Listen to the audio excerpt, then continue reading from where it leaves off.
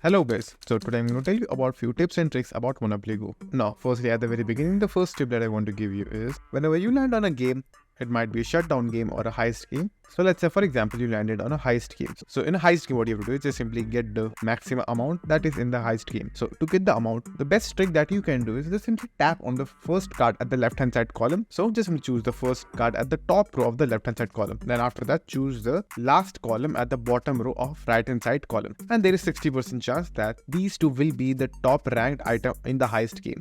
So try this option and see if it works for you or not. And the last card, you have to find it on your own. And now the shutdown game, just simply try to knock out the buildings that are already knocked down, because most of the time they still don't have the shields. So just simply try that, besides attacking the completely unharmed buildings. So try that. Now make sure to always have your shields up, because if you get attacked, your city will be protected and your funds as well. So just simply try to get your shields always at the top. Now for the money, so what I would suggest is just simply finish all of your money before you quit the game at the day. So just simply finish all of your money at the same time before you are going to quit. So in that way, no one will be able to steal your money. So that's it. And thank you for watching. And do like, subscribe to our channel and take care.